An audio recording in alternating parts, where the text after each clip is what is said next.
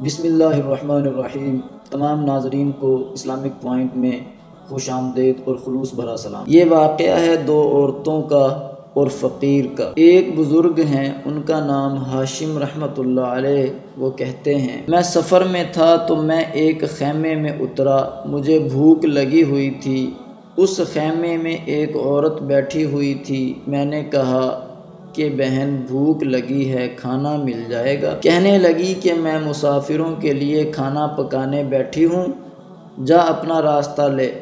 کہنے لگے کہ بھوک ایسی تھی کہ میں اٹھ نہ سکا، میں نے سوچا کہ یہیں سستا کر چلا جاؤں گا۔ اتنے میں اس کا خاوند آ گیا، اس نے مجھے دیکھا اور کہا مرحبا، کون ہے؟ کہاں میں مسافر ہوں۔ کھانا کھایا؟ نہیں کھایا۔ کیوں؟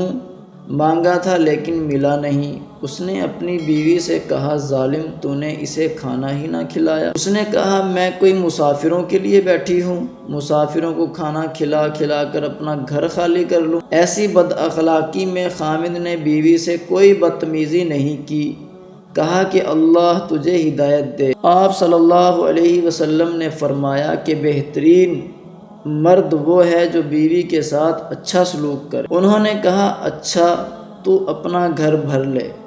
پھر اس نے بکری ذبح کی، اس کا گوشت کاٹا اور گوشت بنایا، پھر اس کو پکایا کھلایا اور ساتھ ہی معزت بھی کی اور ان کو روانہ کیا۔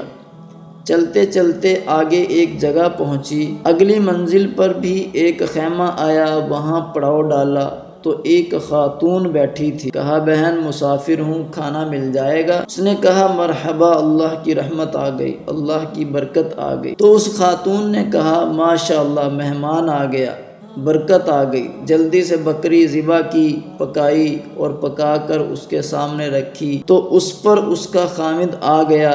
اس نے کہا کون ہے تو؟ کہا جی میں مہمان ہوں۔ یہ انگوٹھی کہاں سے لی؟ جی آپ کی بیگم نے دی۔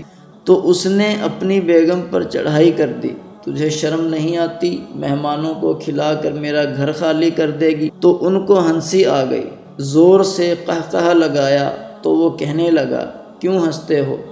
کہنے لگا کہ پیچھے اس کا الٹ دیکھا تھا۔ کہنے لگا کہ جانتے بھی ہو وہ کون ہے؟ کہا کہ وہ میری بہن ہے، یہ اس کی بہن ہے، یعنی ایک بہن بخیل، ایک بھائی بہن